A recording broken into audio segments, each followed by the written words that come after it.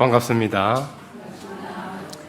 참 좋으신 하나님의 은총과 평강이 예배의 자리에 나오신 모든 분들 위해 함께 하시길 축원드립니다. 성가대 찬양 감사합니다. 첫 번째 스크린을 띄워주시면 메슬로는 인간은 자아실현 욕구가 있다고 했죠. 우리가 주일날 어디 가지 않고 또 이렇게 예배의 자리에 나와서 하나님을 믿고 예배드리고 이 초월에 대한 의지죠. 이 초월에 대한 의지가 있는데 메슬로 인간 욕구 5단계를 보면은 자아 실현 욕구에 해당한다고 하겠습니다. 우리는 저 5가지 욕구가 다 있어요. 다 있고 내가 없앤다고 해서 없앨 수가 없습니다. 인간이면은 누구나 저 5가지 욕구를 다 가지게 되는데 중요한 것은 이 5가지 욕구를 중용의 상태에 있도록 하는 것이 가장 중요하죠. 그게 잘 되려면은 저 최고 5단계, 제 5단계에 있는 그 자아 실현 욕구를 통해서 하위에 있는 1, 2, 3, 4단계의 욕구들을 잘 통제하고 다스려야 되겠죠. 그렇게 하면은 이제 하위 단계에 있는 욕구들이 도를 넘지 않게 됩니다. 우리가 하나님을 믿고 하나님과 깊은 관계를 맺으며 자기 변화와 세상의 변화를 추구하는 것은 참으로 의미 있는 일이고 보람 있고 또 우리가 인격적, 영적으로 성장해가는 일이죠. 이거는 이제 자아 실현에 해당되는 욕구라고 볼 수 있는데 이 자아 실현 욕구가 있을 때 우리는 저 밑에 하위 단계의 욕구들을 잘 다스리고 통제할 수 있습니다.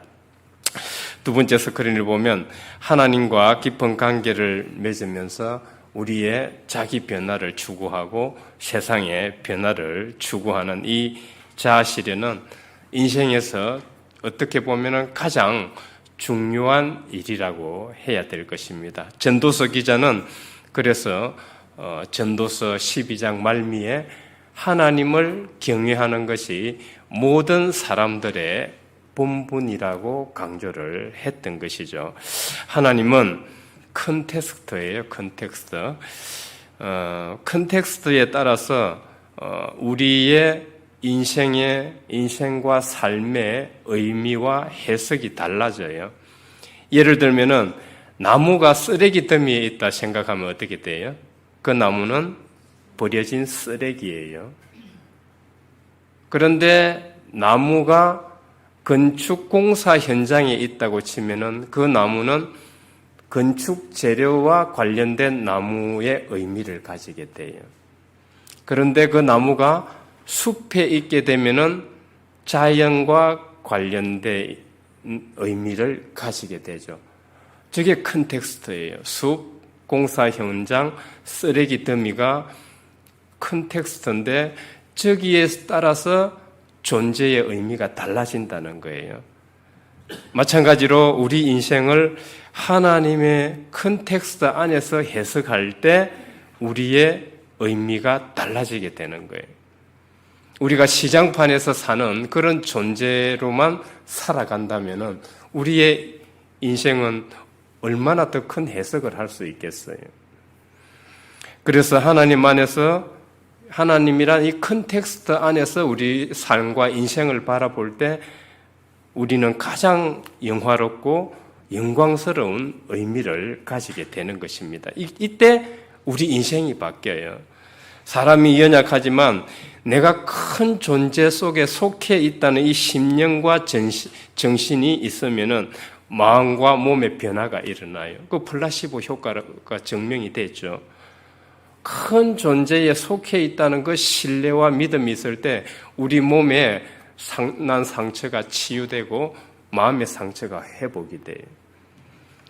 왜냐하면 정신이 바로 생명의 본질이기 때문입니다.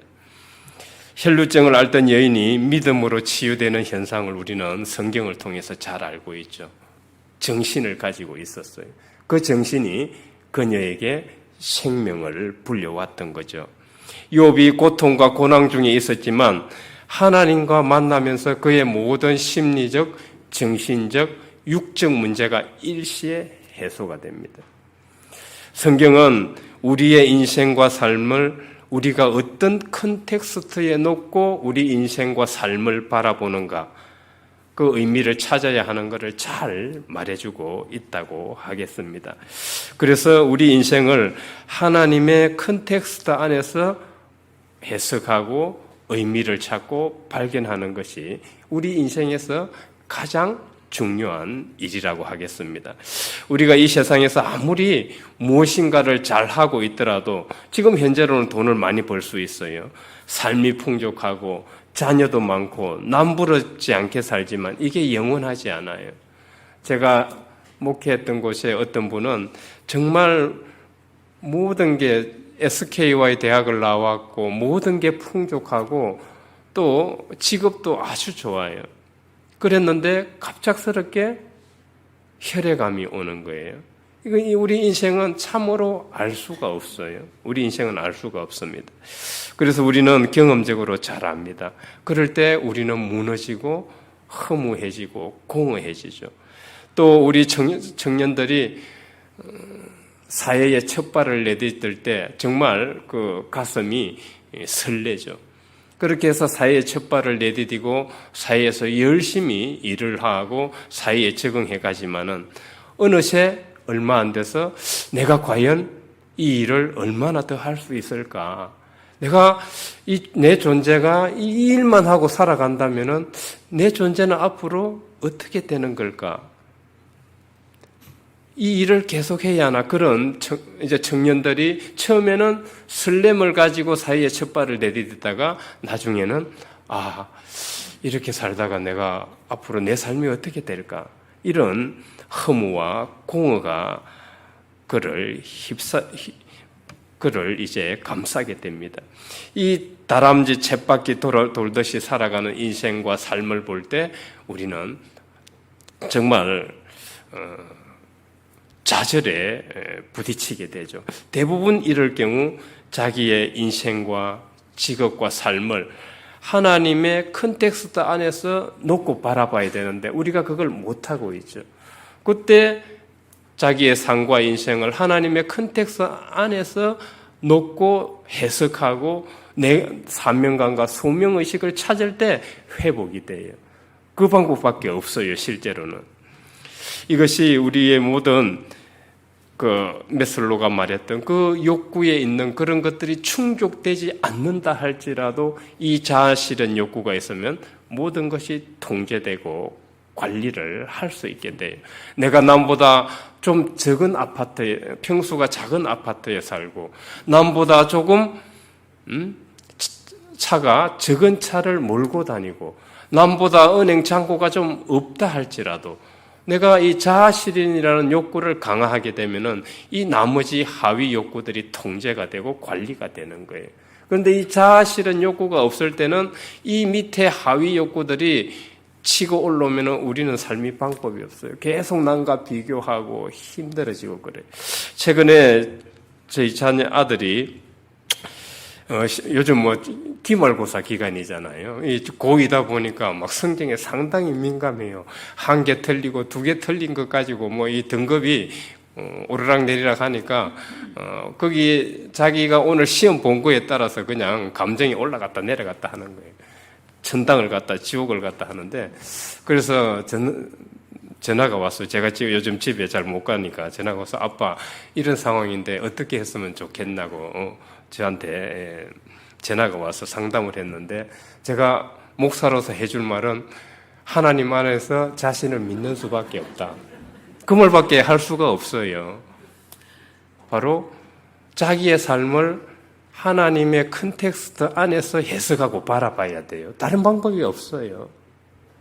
그때 용기와 자신감을 회복하게 되는 거지 실제로 다른 방법이 없습니다. 아무리 약을 먹고 심리치료를 하고 또다시 와요.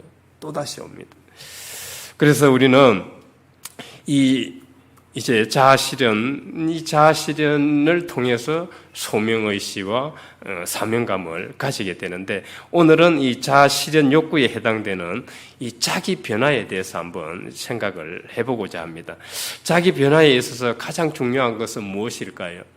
우리는 죄에 대해서 늘 죄책감을 가지고 오늘도 죄를 지었고 내일도 죄를 짓고 늘 죄책감에 빠져서 살고 있는데 과연 자기 변화를 한다는 게 뭘까? 자기 변화를 한다는 게 뭘까? 그것을 조금 더 깊이 생각해 본다면 실제로 회개라는 것은 메타노이아니까 마음과 관점을 바꾸어 가는 것이잖아요. 그러니까 자기의 성품을 바꾸어 가는 거예요. 자기 성품을. 그게 회개예요. 세 번째 스킨을 보면은 주님은 자신의 성품을 개발하게 되면 하나님을 보게 된다 그래요. 그리고 세상의 변화, 즉 하나님 나라 건설에 참여하게 된다고 상상수훈에서 강조하셨어요. 상상수훈은 예수님의 가르침의 핵심 내용이 들어있는 거예요. 여러분들이 주님의 가르침이 뭘까, 핵심이 뭘까를 생각한다면 마태복음 5장에서 7장을 읽으시면 돼요. 그 산상수훈인데 예수님의 가르침의 핵심이 거기에 다 들어가 있어요. 거기 다 들어가 있어요. 여기 산상수훈 주님의 가르침의 핵심 내용이 들어있는데 그 중에서 주님은 마음과 성품을 강조하고 있어요. 마음과 심령, 성품이죠. 이 성품을 강조하고 있는 것을 우리는 놓쳐서는 안 될 것입니다. 그럼 인간은 도대체 어떤 성품을 가지고 있는가? 이것은 고대 중국의 사상가 맹자가 정의를 잘 해놓았죠. 여러분들도 학교 다니면서 사단지심은 잘 배우셨을 것입니다. 네 번째 스크린을 보시면은 맹자는 사단지심에 대해서 말했죠. 척은지심, 척은이 여기는 마음인데 동정과 연민의 마음이라고 할 수 있겠습니다.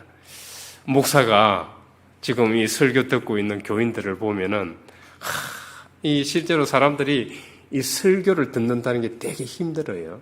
왜냐하면 에너지를 집중을 해야 되기 때문에 말을 딱 놓치면 또 지나가 버리잖아요. 그럼 딴 생각이 들고 이 집중이 안 되는데 이 설교를 듣는다는 게 상당히 힘들어요. 그리고 처음 교회에 오신 분들이 목사 설교가 잘 안 들어와요. 적어도 6개월이시네요. 6개월. 그리고 또 목사님이 바뀌었을 때 설교가 잘 안 들어와요. 그 설교가 내 것으로 들어오려면 적어도 3개월 이상 지나야 이제 잘 익숙해지죠. 이 교인들이 목사 설교 듣는 게 되게 어려워요. 어려운데 이제 목사가 볼 때는, 목사 입장에서 볼 때는 참 이 교인들이 얼마나 고통스럽겠나. 이 설교를 좀 잘 귀에 들어가게 해야 되는데 앉혀놓고 고문을 하면 안 되는데 그런 생각을 해요. 이게 이제 여러분들에 대한 내 척은한 마음이 척은지심인데 이제 앉아 계신 우리 성도님들은 그렇게 생각을 하죠. 저 목사님은 좀 매일 또 새벽기도 때 또 40일 기도한다고 설교해야지, 또 하면 설교에 기도해야지, 또 주일 또 설교해야지. 설교 준비한다고 얼마나 힘드시겠나. 이제 교인들은 저희에 대한 그런 동정과 연민이 있죠. 이 척은지심이에요. 우리 이 척은지심을 다 가지고 있죠. 그 다음에 수호지심, 사양지심, 이 12지심이 다 있는데 이 맹자는 이 사단지심을 이제 인간이 다 가지고 있고 이것이 없으면은 인간이 아니다고 할 정도로 인간에 대해서 정의를 잘 내렸습니다. 아마 이 맹자의 사단지심을 보면은 반대하실 분은 없을 것이라고 봅니다. 그럼 이 사단지심은 도대체 어디서 왔는가? 무신론자 과학자들은 그렇게 해석하죠. 수소와 탄소가 결합을 해가지고 우주가 생겨나고 이제 사물이 생겨나고 또 인간이 생겨났는데 내가 또 진화를 해가지고 내 안에서 어떤 인식과 감정이 생기면서 우리 마음이 생겼다. 이런 식으로 이제 우연히 우리의 마음이 생겼다고 주장을 하는데 그러나 맹자는 그렇게 보지 않았어요. 맹자는 원복으로 봤어요. 이 원복은 뭐죠? 원죄와 다른 말이죠. 그죠? 우리는 창세기를 보면은 원죄보다 원복이 먼저예요. 원복이. 우리는 매일 죄인입니다. 어쩌습니다. 죄인 기도 드렸습니다. 그러는데 별 바뀌는 건 없어요. 돌아보면은 그 사람 여전히 똑같아요. 그래서 제발 이제 앞으로 제가 죄인입니다. 죄인 기도 드렸습니다. 이런 거 조금 안 했으면 좋겠어요. 안 하고 저는 앞으로 성품을 개발해서 회개를 하겠습니다. 이런 기도를 좀 우리가 했으면 좋겠어요. 중요한 것은 원복이에요. 원복. 우리는 하나님의 형상으로 창조된 존재예요. 원복을 주셨는데 우리는 이제 원죄를 믿고 그것만 따라가고 있으면 매일 죄인이라고. 그렇게 하면 발전이 없어요. 그 맹자는 이 사단지심을 하늘이 줬다. 하늘이 부여했다고 이제 그러니까 원복으로 봤어요. 원복으로 봤는데 우리가 받은 맹자는 하나님을 잘 알고 있었던 사상가가 아니었나 그런 생각을 해보게 됩니다. 유학을 공부하는 사람들이 유학에는 하나님이 없다고 생각하는데 천만의 말씀 그렇지 않아요. 고대 그 사상가들은 다 하나님을 믿었어요. 하나님을 믿었고 그들의 철학이 존재론적으로 본다면 하늘에 기반하고 있어요. 그렇게 하자면 그들이 사상이 나오지가 않아요. 그 맹자의 사상도 역시 사단지심이 하늘에서 준 것이라고 보고 있고 그 하늘이라는 컨텍스트 안에서 우리 인생을 바라보고 철학을 하고 해석을 했던 거예요. 그러면 맹자는 이 인간의 성품을 하늘이 주셨는데 이 하늘이 주셨기 때문에 이 성품을 개발하면은 우리가 하늘을 깨닫고 하늘의 명령을 깨달을 수 있다고 그래요. 자, 주님께서 마음이 청결한 자는 하나님을 볼 것이다고 하신 그 말씀과 다른 게 뭐가 있나요? 그래서 맹자는 하늘이 주신 이 성품을 개발해 나가면은 하늘의 명령을 깨닫게 되는데 그 사람들이 바로 성인이라고 해요. 성인은 바로 하늘의 성품을 깨달은 자라고 합니다. 그래서 맹자의 마음학에서 이제 이 성인은 하늘이 주신 그 신령한 성품을 잘 사단지심 이것을 온전하고 완전하게 발현한 자라고 보고 있지요. 그래서 맹자에 의하면 우리 모두는 이걸 이제 아직 다 개발하지 못했을 뿐이지 우리 모두는 잠재적 성이에요. 어디 믿어요? 내가 잠재적 성인이라는 거 믿습니까? 우리는 내 인생과 삶을 하나님이라는 컨텍스트, 하늘이라는 이 컨텍스트 안에서 봐야 돼요. 안 그러면 내가 시장 통해서 그냥 매일 장사나 하고 그냥 찌지고 뽑고 싸우는 사람밖에 안 돼요. 우리는 잠재적 성인이고 하나님의 형상으로 창조된 존재. 이것을 품고 살아야 돼요. 우리는 우리 인생을 단지 세상과 분리된 개별적 존재로 떼어놓고 볼 것이 아니라 하나님의 컨텍스트 안에서 우리 인생을 바라봐야 되는데 그러면 존재의 의미가 달라져요. 매일 골머리를 앓고 막 괴롭고 고통스러운 일들이 일시에 사라지고 내 인생에 새로운 의미가 부여돼요. 우리는 믿음을 가지라고 하는데 실제로 이게 믿음이에요. 내가 큰 존재 안에서 내 인생을 해석하고 바라보면은 인생이 새로워져요. 우리 모두는 인간적으로 다 약해요. 인간적으로 다 연약하고 하루에 수십 분도 마음이 오락가락해요. 흔들리는 갈대라 그러잖아요. 그렇지만은 내가 큰 존재 속에 속해 있다는 것을 깊이 신뢰할 때 그때 깨달음이 오게 되면은 정말 그때부터 우리는 커져요. 진짜 우주에서 작은 존재지만은 엄청난 위대한 존재가 될 수 있어요. 신앙적 도약, 인격 도약은 이렇게 이루어지는 거죠. 큰 존재처럼 행동할 때 뭔가 마음이 변한다는 것을 증명하는 실험이 있었습니다. 자신을 크고 대범하게 하는 자세만 취해봐도 큰 효과가 있다는 거예요. 어떤 유능한 사람이 있었어요. 이 사람은 소위 S대학을 나온 사람이죠. 학교 다닐 때도 거의 1등을 도맡아 했던 사람이고 수석 졸업을 했고 유능하고 언변도 뛰어났고 아주 못하는 게 없었어요. 모든 것이 훌륭했어요. 그러나 이 사람이 이제 회사 생활을 하면서 주눅이 들기 시작했어요. 깐깐한 상무가 있었는데 몇 번 이제 그 상무한테 지적을 당하고 거절을 당했어요. 이 프로젝트 다시 해와. 몇 번 이제 거절을 당하고 지적을 당하자 이 유능한 사람이 그때부터 이제 주눅이 들기 시작하는, 그렇게 훌륭했던 사람이 주눅이 들기 시작하고 용기와 자신감을 잃기 시작했어요. 상무 앞에 가면 말을 더듬거리고 움츠러들고, 자세가 움츠러들고 말을 더듬거리고 자기가 준비했던 걸 발표를 하지를 못해요. 저 상무가 100m 앞에 오면은 벌써 그때부터 그냥 이제 심장이 두근반, 세건반 하면서 불안하고 두렵기 시작하는 거예요. 자기가 마치 상무 앞에만 서면은 바보가 된 것처럼 그렇게 느껴졌어요. 그래서 이 사람에게 내려진 처방전이 뭔지 아세요? 회사에 들어가기 전에 상무한테 브리핑을 하기 전에 집에서 10분에서 15분 동안 큰 자세를 취하는 훈련을 하라는 거예요. 우리 그 회사 가보세요. 사장, 회장, 직원, 부장, 과장, 대리 앉아 있으면은 사장들은 자세가 어때요? 과장, 대리들은 자세가 어때요? 이런 거예요.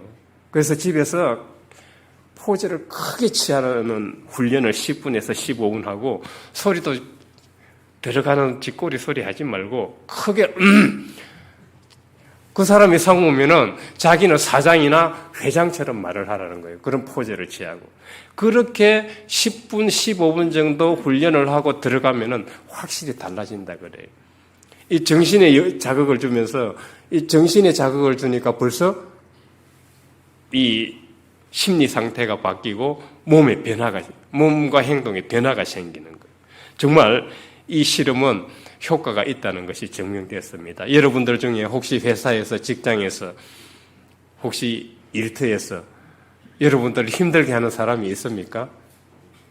있다면은 가기 전에, 그 사람을 만나기 전에 그 사람보다 더 높은 직급을 생각을 하면서 좀 자세를 크게 취하고 목소리도 좀 크게 하고 그렇게 10분, 15분 정도 훈련하고 가보십시오. 틀림없이 효과를 볼 것입니다. 우리는 설사 우리 삶이 힘들고 고단할지라도 모두 하나님의 형상을 가진 이 유한한 존재지만은 오늘 기도에서도 나왔듯이 우리는 유한함 속에서 불멸의 다이아몬드를 가지고 있어요. 때문에 유한함 속에서 우리는 영생을 가지고 살아가고 있는 것입니다. 왜냐하면 우리보다 더 큰 존재가 불멸의 다이아몬드처럼 우리 안에 계시기 때문이죠. 이것을 깊이 신뢰하면은, 이 정신을 가지고 있으면은 생명과 활기가 따라오게 돼요. 활기가 따라오게. 정신의 본질이 생명의 본질이기 때문에 그렇습니다. 주님께서 두세 사람이 기도하는 곳에 내가 있겠다고 하셨죠. 그 사람이 있다고 있는 게 아니에요. 뭐가 있어서 있는 거죠? 정신이 있어서 주님이 그곳에 계신 거예요. 명자의 말대로 인간은 사단지심을 가지고 있어 적어도 잠재적 성인이에요. 그런데 왜 인간은 잠재적 성인인데 여전히 이 세상은 불의와 불법이 판치고 있는 자가 갑질하고 온갖 사기와 부정부패가 횡행하고 전쟁과 폭력과 살인과 강도와 잔혹한 범죄들이 왜 계속 여전히 끊이질 않고 있을까? 명자의 마음학에 의하면은 우리의 이 성품, 하늘로부터 이 받은 성품이 아직도 미성숙했기 때문에, 이 나무가 자라려면은, 도토리가 자라려면 싹이 나야 되죠.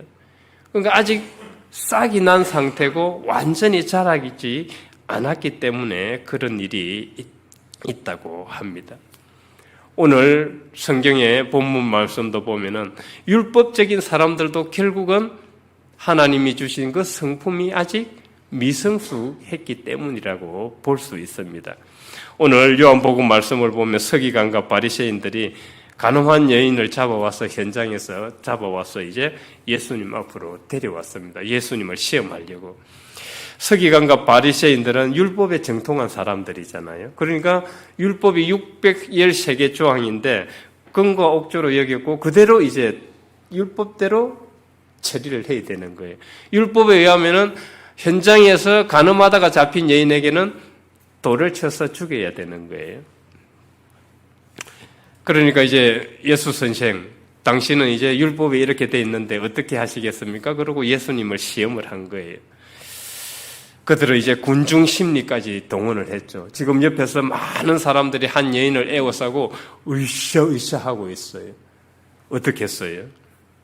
그들은 삽시간에 폭도로 변할 수가 있죠. 예수님은 사태의 심각성을 잘 알고 계셨어요. 모세 율법에는 간음한 여인을 돌로 치라고 되어 있는데 예수님은 그것이 잘못되었다고 하는 순간 그 성난 군중들은 가만히 있지 않을 거예요. 그래서 예수님은 그걸 잘못되었다고 절대 얘기하지 않아요. 위험에 빠진 그 여인을 구하기 위해 예수님은 어떻게 했을까요? 예수님의 지혜와 동정적 해안에 대해 흥미롭게 분석한 사람이 있는데 프랑스의 문학평론가 르네 지라르라는 사람입니다. 이 르네 지라르는 학자는 예수님께서 그 여인을 구하기 위해서 첫 번째 내셨던 지혜는 폭력성, 지금 군중 심리로 의해서 들떠 있는데 돌이 하나 날아가는 순간 다 날아가는 거예요. 폭력을 모방하기 때문에. 군중 심리는 그런 거예요. 판단이 없어요. 누가 한 사람이 했다 그러면은 같이 따라가는 거예요. 그게 군중 심리예요. 그래서 첫 번째 돌이 날아가는 것을 주님은 막으셨어야 했어요. 그래서 폭도들을 움직이면 안 되니까 주님께서 르네 지라르는 주님께서 일단은 들뜬 궁중들을 안정시키고 뜸을 들이기 위해서 자리에 앉으셔서 땅에다가 무엇을 쓰셨다고 그래요. 그런데 땅에 무엇을 썼는지 그 목사들과 성경학자들은 해석하는데 글쎄요. 무엇을 썼는지는 우리는 알 수가 없어요. 성경에 기록이 없기 때문에. 막 추측이 난무한데 실제로 그게 중요한 게 아니에요. 그게 중요한 게 아니에요. 나중에 말씀 나눌 때 예수님이 땅에다 뭘 썼는지 나누어 보시기 바랍니다. 그걸 해답을 찾는다 한들 뭐가 그게 중요해요. 그죠?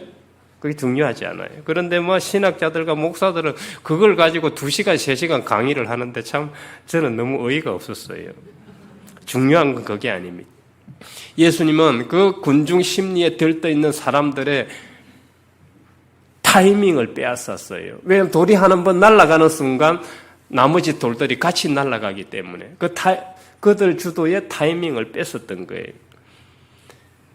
그러니까 이제 타이밍을 뺐으니까 그 서기관과 율법학자들이 예수님을 더 재촉하는 거죠. 어떻게 하실 거냐고. 이때 예수님께서 촌철살인의 한마디를 내던지시죠. 뭐라 그러죠? 죄 없는 사람이 먼저 돌로 치라. 이제 약간 뜸을 들이셨다가 군중 심리를 약간 가라앉히고 그때 모든 사람이 가책을 받을 수 있는 그 촌철살인의 한마디를 던지시는 거예요. 모세 율법이 잘못됐다는 게 아니에요. 죄 없는 자가 먼저 돌을 놓치라. 가만히 생각해 보니까 자기도 죄가 많거든. 그래서 나이 많은 사람들부터 젊은 사람들까지 한두 명씩 그 자리를 떠나게 됩니다. 가책을 받고. 왜 폭력을 모방하는 행동을 하는 것일까요?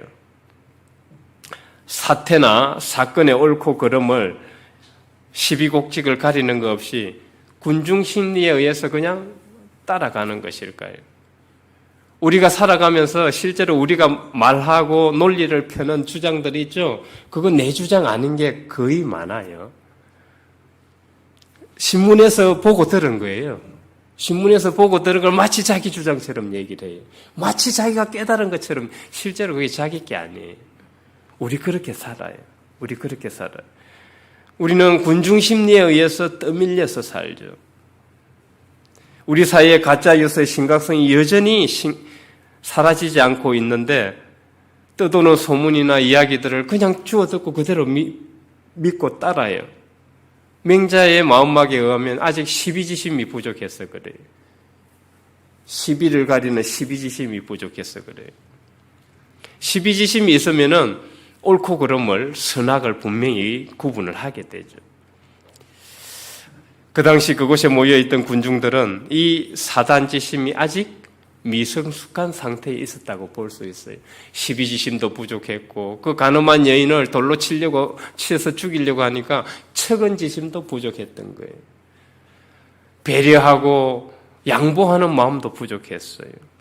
예수님은 이런 군중 심리를 아주 잘 꿰뚫어 보셨고 그래서 모방폭력이 일어날 수 있기 때문에 첫 번째 돌을 막으면은 그 뒤를 따르는 모방하는 돌들을 막을 수 있다고 보셨고 촌철 살인의 한마디를 던지셨던 것입니다. 그렇게 해서 사람들이 다 한둘씩 물러가고 나머지 그 자리에는 예수님과 여인만 남았는데 예수님도 그 여인을 용서해 주시고 다시 새로운 삶을 찾도록 도와주셨죠. 예수님은 이 이야기를 통해서 예수님의 온전한 성숙한 사단지심이 무엇인지를 우리에게 잘 보여주고 있어요. 간음한 여인을 측은하게 여겼죠. 또 배려하고 용서해 주시면서 그 사양지심을 잘 발휘하셨죠. 그 옳고 그름을 분명히 알고 계시고 사태의 심각성을 잘 알고 계시면서 그 폭도들이 모방폭력을 하지 않도록 지혜를 잘 발휘하셨죠. 예수님이야말로 정말 온전한 성숙한 사단지심이 무엇인지를 잘 보여주셨던 것입니다. 그렇게 해서 동정적 해안으로 일촉즉발의 위기 상황을 해피엔딩으로 마무리하셨던 것이죠. 이 성경 말씀을 통해 우리가 얻는 한 가지 교훈은 주님처럼 우리의 성품을 잘 발휘할 때 자기 변화뿐만 아니라 우리 주변과 세상을 아름답게 변화시킬 수 있다는 것입니다. 이것이 우리 그리스도인들의 신앙과 삶의 목표가 되어야 할 것입니다. 오늘 성경 이야기를 보면은 예수님은 아직 성숙하진 못한 인간의 성품이 악을 재생산할 수 있다는 것을 잘 알고 계셨습니다.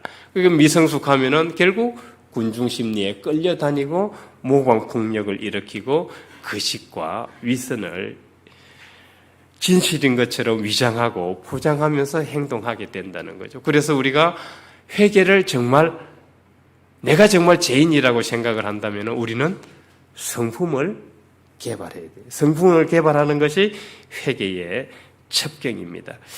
때문에 우리는 하나님의 컨텍스트 안에서 우리의 자기 변화, 이 미성숙한 성품을 개발하는 데 이제 신앙을 주력을 해야 할 것입니다. 그것이 곧 자기 변화고 세상 변화에 참여하는 것입니다.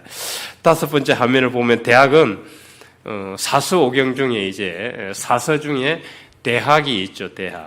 대학은 이것을 두고 명명덕 친민 지어지선이라고 그래요. 그러니까 고대 사상가들이 보면은 정말 저는 훌륭했다고 생각을 해요. 저 명명덕이라는 말이 자신의 내면의 덕을 밝힌다는 소리예요. 친민은 뭐냐 하면은 예수님이 말했듯이 이웃 사랑이에요. 그러니까 자신의 내면의 덕을 밝히는 것이 곧 사람을 사랑하는 일이라고 보았던 거예요. 정말 고대 사상가들은 훌륭했어요. 성경상에 있는 진리들을 그들도 알고 있었어요. 그게 곧 세상의 변화를 주도하는 것이라고 봤던 것입니다. 여섯 번째 화면을 보면 그 대학에서 말한 이 명명덕 친민 지어지선도 성경적으로 봐도 진리입니다. 사도 바울은 갈라디아서 5장에서 성령의 열매 9가지를 강조하는데 우리가 앞서 성경 본문의 서기관들과 바리새인들의 그 율법의 노예로 살지 않고 성령으로 살려면은 이 성령의 열매 9가지를 맺어야 된다고 했어요. 이 성령의 열매 9가지가 뭐냐 하면 바로 우리의 성품을 개발해서 나타나는 거예요. 하나님이 우리에게 주신 성품을 개발하는 것은 문제는 하루아침에 이루어지지 않아요. 우리는 경험적으로 잘 알죠. 이 우리 성품이 하루아침에 개발이 되지가 않아요. 그러나 우리는 안 되는 것 같은데, 발전이 없는 것 같은데 나선형을 이루듯이 천천히 나선형을 그리면서 발달하고 있어요. 내가 지금은 제자리 걸음인 것 같은데 돌아서 보면 내가 발전해 있어요. 발전해 있어요. 그래서 우리는 너무 걱정 안 해도 돼요. 말씀 안에서 하나님의 컨텍스트 안에서 자신을 해석하고 새로운 의미를 부여하며 살아간다면은 더디지만은 발전이 있게 돼요. 그거는 주님께서 주시는 거예요. 그래서 서두르고 마음만 급하다고 되는 일이 아니라 기본기를 다지면서 차근차근 접근해야 돼요. 아이들 다 키워보셔서 아는데 아이들이 걸음마 하는데 넘어졌다가 자기가 짚고 일어서고 그걸 계속 반복해서 결국은 걷게 돼요. 부모가 그냥 일어서라고 잡아준다고 되는 문제가 아니잖아요. 자기가 넘어지고 또 일어서고 넘어지고 짚고 일어서고 이걸 반복해서 결국은 터득을 하게 돼요. 여기 무협지 좋아하셔요? 무협지 보면은 보통 그 주인공들이 억울한 일을 당하고 누구를 찾아가요? 누구를 찾아가요? 스승을 찾아가죠. 유명한 스승을 찾아갔는데 스승이 비법을 한 번에 가르쳐 줘요? 뭐부터 가르쳐 줍니까? 물 깃는 거, 밥하고 청소하고 빨래하는 거, 마당 쓰는 거, 나무 하는 거, 이 기본기부터 가르쳐요. 기본기부터. 우리가 막 급해서 내가 지금 상황이 급해서 막 그때는 하나님께 막 나와서 40일 기도하고 도와주세요 그래 놓고 이제 문제 다 해결되면은 뭐 하나님은 이제 내하고 별로 상관이 없고 편안하고 아무 일이 없을 때는 신앙하고 관련이 없는 거예요. 그리고 또 급하면 또 하나님 찾고 우리는 이런 신앙이 되어서는 안 될 것입니다. 머털도사를 보십시오. 저는 머털도사를 아이랑 어릴 때 자주 봤는데 그 스승이 가르쳐 주는 게 매일 밥하고 빨래하고 청소하고 나무하고 물 깃고 이런 것부터 가르쳐요. 매일 무술은 가르쳐 달라 그래도 가르쳐 주지를 않아. 그런데 어때요? 시간이 지나고 보니까 머털도사가 고수가 돼 있어. 고수가 돼 있어. 무린 고수가 돼 있어요. 우리는 이 신앙도 마찬가지예요. 기본기부터 다져야 해요. 기본기는 뭐냐 하면은 집중해서 기도하는 훈련을 해야 돼요. 기도 잘 안 되죠. 왜 말로만 계속 하니까 기도가 안 되는 거예요. 하나님께 집중하는 기도, 묵상 기도를 우리는 배워야 해요. 그리고 말씀 묵상 훈련을 해야 돼요. 우리는 매일 귀로 듣는 것만, 목사가 얘기해 주는 것만 익숙해져 있어요. 내가 읽고 하나님 말씀과 만나는 훈련을 해야 돼요. 그리고 예배 드릴 때 집중해서 예배 드리는 훈련을 해야 돼요. 그리고 교제와 나눔 훈련을 해야 되죠. 이게 이제 기본기를 다지게 되면은 우리 성품이 성령 안에서 바뀌어가는 거지 내가 뭐 성품만 바꾸겠다고 해서 바꿔지는 게 아니에요. 이 기본기를 철저히 다져야 됩니다. 다음 화면을 보면은 맹자에 보면은 알묘조장이라는 이야기가 있어요. 여러분들 들어보셨나 모르겠는데 그림을 보면 딱 무슨 소리인지 알겠죠. 모신기를 했어요. 모신기를 했는데 제 아버지가 빨리 수확을 해서 수확을 하고 싶은 거예요. 그런데 뭐 하루아침에 커서 수확이 되나요? 그래서 그 노인이 그 급한 마음에 가서 모를 심어놨는데 모를 어떻게 했어요? 한 뼘씩 뽑아 올렸어요.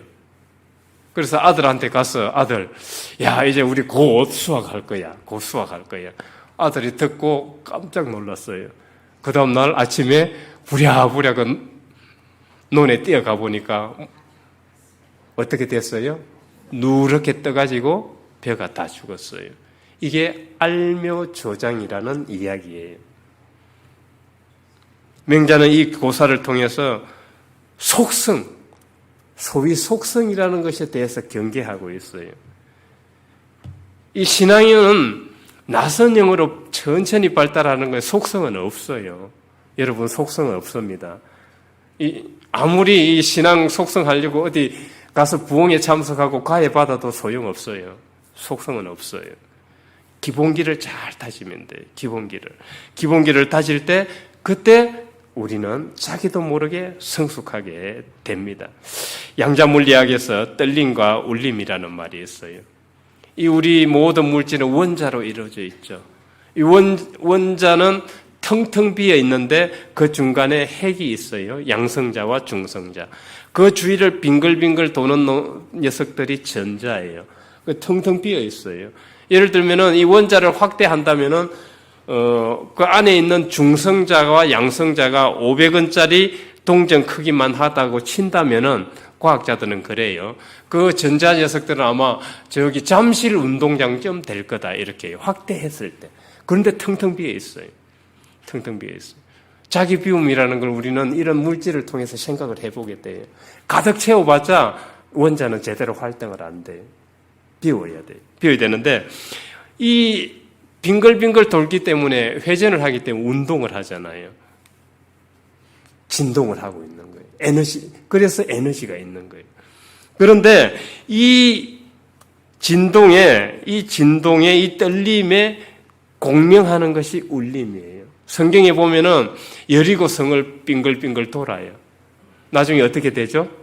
그 공명 현상에 의해서 여리고성이 무너지죠. 이거는 과학적으로도 가능한 얘기예요.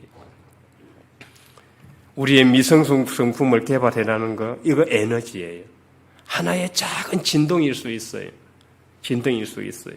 그러나 이 진동은 우주의 에너지에 작용을 합니다.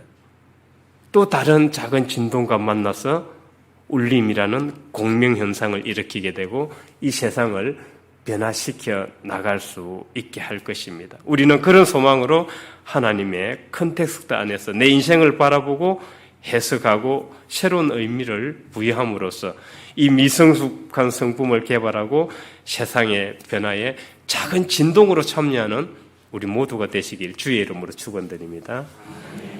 하나님, 저희들이 성령의 인도에 힘입어 찬양과 기도와 경건으로 예배드리고 또 한 주간을 살아갈 능력과 힘을 부어주시니 감사드립니다. 저희들이 하나님의 컨텍스트 안에서 자신의 삶과 인생을 해석하고 하나님이 주신 성품을 개발함으로써 하나님 나라 건설에 참여하며 작은 진동으로 참여할 수 있길 원하오니 성령으로 인도하여 주옵소서. 감사드리며 예수 그리스도 이름으로 기도드립니다. 아멘.